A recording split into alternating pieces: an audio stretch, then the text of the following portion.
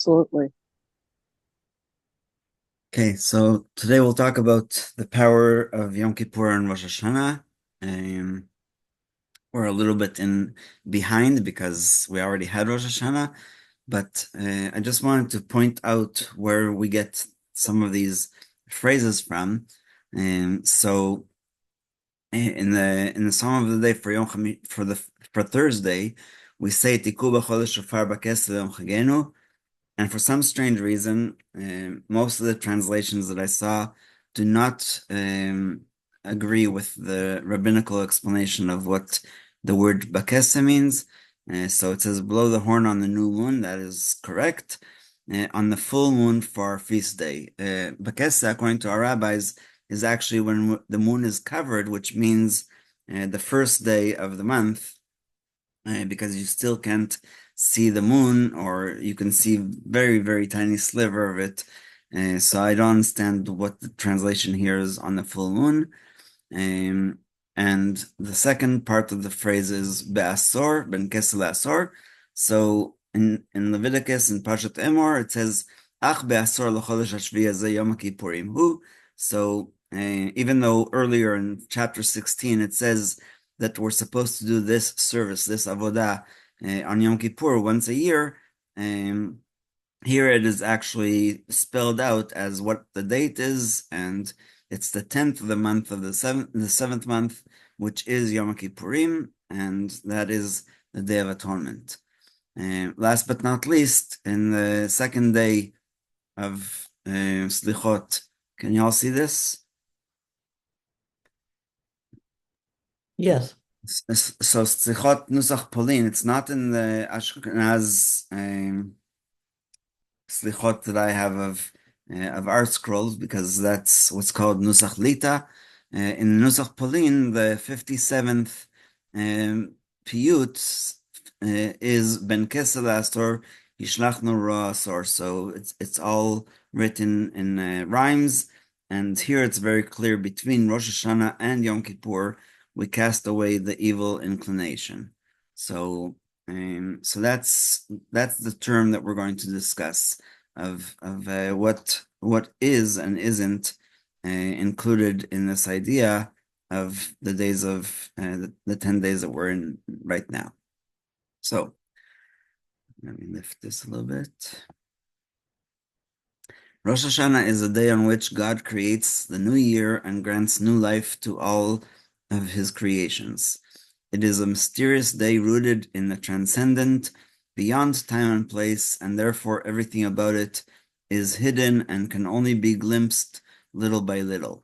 This is why one of its names is Kese, deriving from Kisui, which means cover. So that's an amazing explanation, and that's following our rabbi's explanation in the Talmud of why Rosh Hashanah is called Keseh. It is the only holiday that coincides with the beginning of the month, when the obscured moon just begins to reappear. So um, the only closest, or let's say it like this, all the holidays start on the 14th or the 15th of the month, and Shavuot is the only one that's just closer to Rosh Hashanah. According to the Gemara, it can be either on the 5th, the 6th, or the 7th of Sivan, of the third month.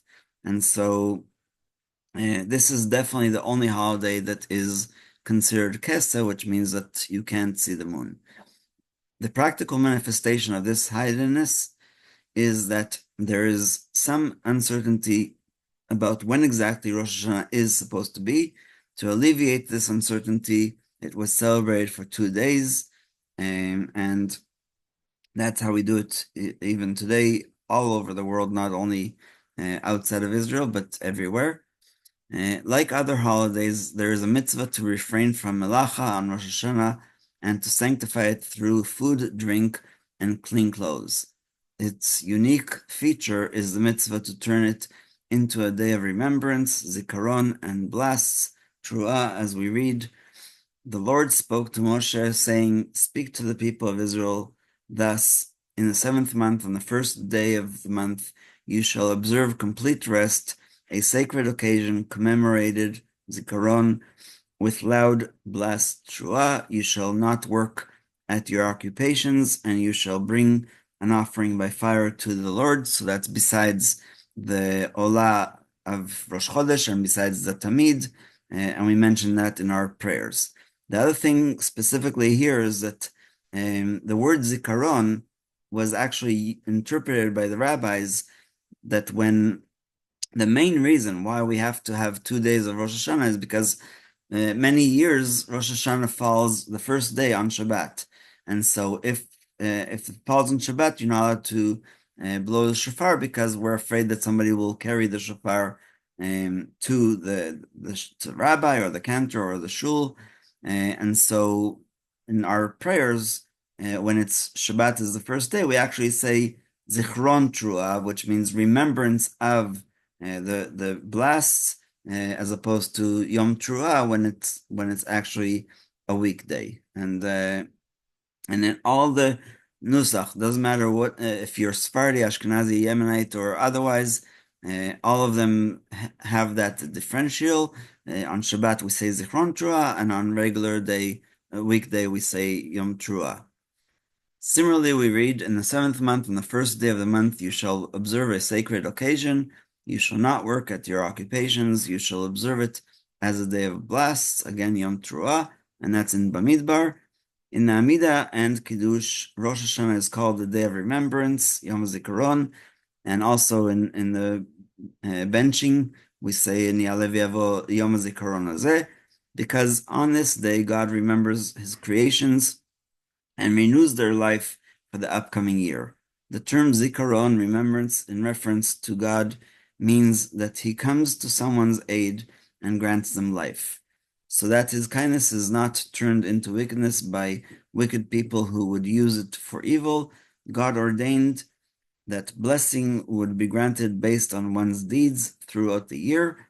If one chooses good, he merits a shefa of goodness and blessing, whereas if he chooses evil, God forbid, the shefa of goodness is minimized and the person consequently suffers much grief and pain. And we already talked about that it's not so much punishment, it's just consequence. If you have a sign on the road, bridge closed for construction, and you decide to drive through anyway, you're going to fall into the river, and nobody's punishing you. It's just the absolute consequence of what you're doing. So even though it's hard for us to see that in our spiritual life, it's a good example of what it means to suffer these consequences. We see therefore that Rosh Hashanah is a day of remembrance and judgment. God sits on His throne of judgment and appraises His world, judging each person individually and each nation collectively. Last, the primary judgment of the world hinges on the Jewish people in Eretz Israel, as the Jews are God's people, the heart of the world, which we already quoted from the Kuzari, if you remember, upon whom the repair of the world depends, what's called Tikkun Olam. Accordingly, the reward and punishment of the Jews is greater than that of other nations. God therefore judges the Jews first, and the judgment of mankind and the world in general is an outgrowth of this judgment. And so even, I'll just give a simple example, even the war right now between Russia and Ukraine somehow has got to do with the Jewish people. I don't think it's because the president of Ukraine is Jewish, but I don't understand or know what God's calculations are.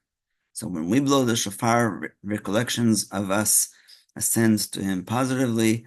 On the day that God remembers His creation, we too must awaken ourselves to remember what is most important and fundamental to us: faith in God, the creator of the world, and accordingly to accept His divine yoke upon ourselves, which is now a lot of bar mitzvah invitations that I saw. It says benoam ol mitzvot, which means with the pleasantness of the yoke of the commandments, because we believe that the commandments are a zchut, a merit, not an obligation, and not something that is like with a punishing rod or something like that.